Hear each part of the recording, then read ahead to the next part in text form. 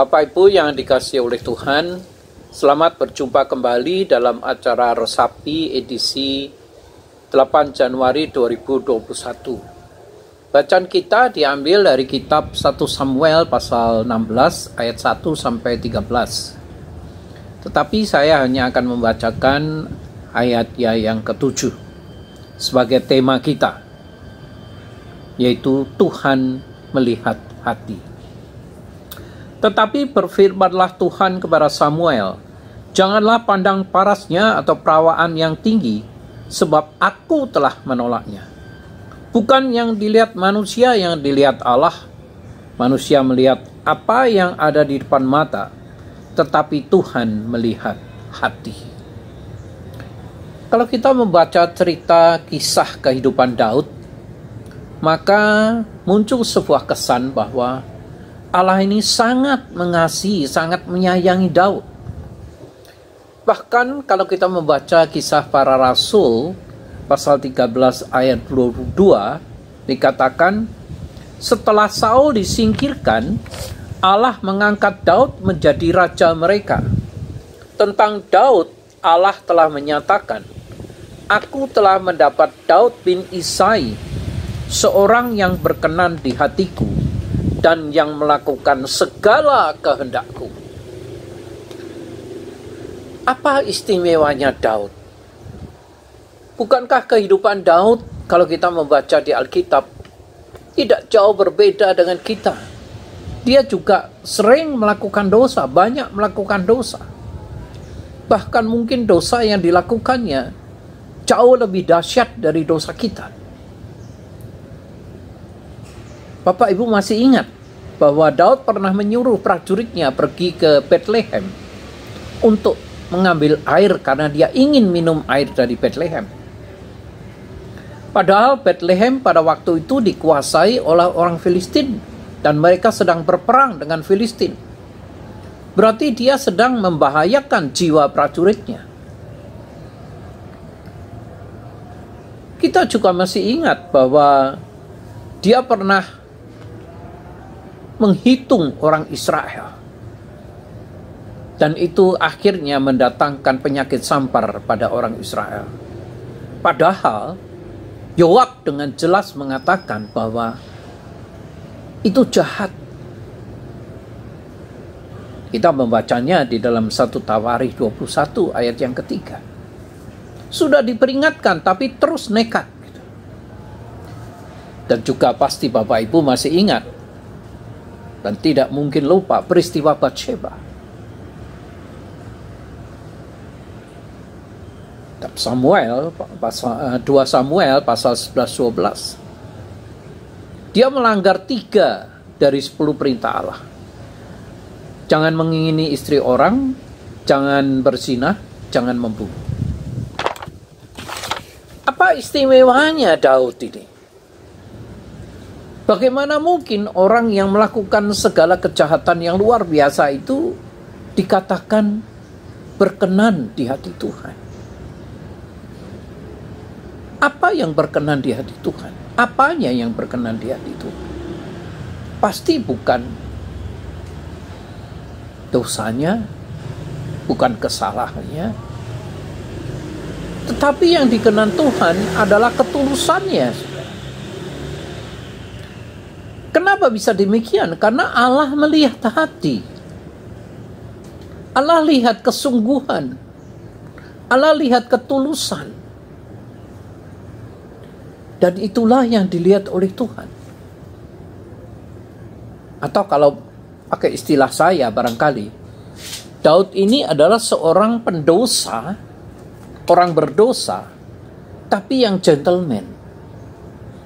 Artinya, begitu dia disadarkan, kamu salah Daud, maka dengan segera dia berkata, aku sudah berdosa kepada Tuhan.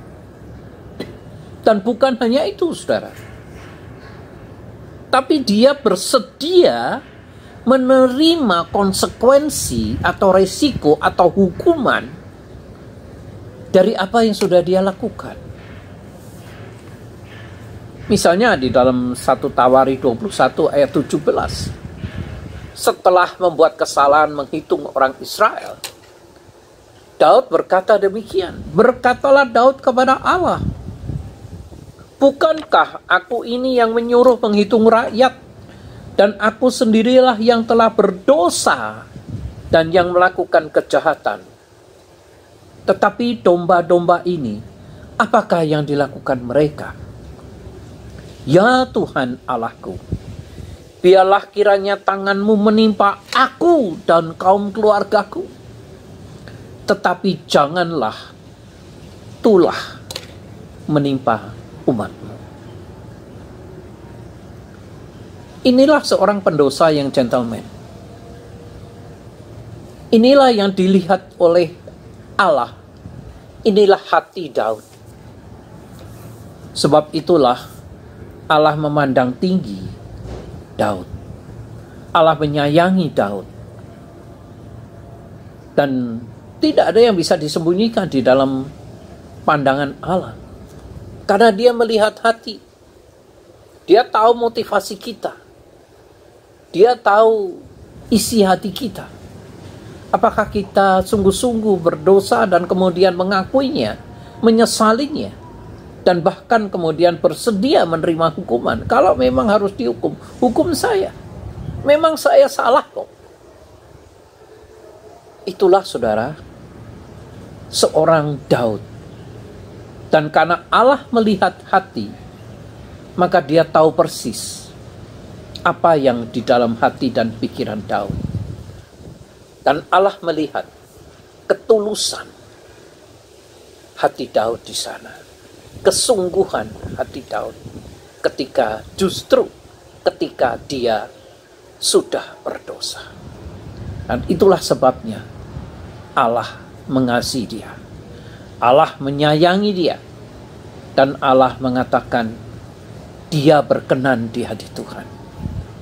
Karena kesungguhannya, karena ketulusannya. Sebab itu Bapak Ibu yang dikasihi oleh Tuhan, ketika saudara dan saya, ketika kita berdosa, mari kita tidak berdalih. Mari kita mengakuinya di hadapan Tuhan, bahkan kalau perlu di hadapan orang di mana kita sudah bersalah. Dan kemudian kalau memang Tuhan akan menghukum kita,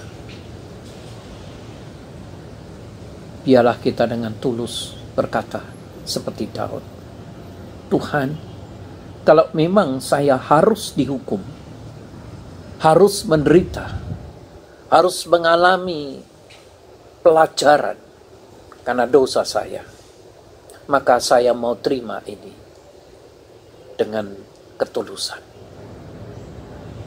Amin. Tuhan memberkati firman-Nya. Mari kita berdoa. Ya Tuhan, kami mohon sebagai orang berdosa yang sering kali berdosa kepada Tuhan dan mungkin sesama kami. Tuhan, berikan hati yang tulus kepada kami, supaya kami dapat dengan tulus juga mengakui kesalahan kami, bahkan bersedia untuk menerima konsekuensi yang mungkin berupa hukuman dari Tuhan atau konsekuensi dari segala kesalahan kami di dunia ini. Terima kasih untuk Daud Tuhan, yang boleh menjadi panutan kami, menjadi contoh teladan kami. Ketika dia jatuh dalam dosa. Dalam nama Tuhan Yesus kami berdoa. Amin.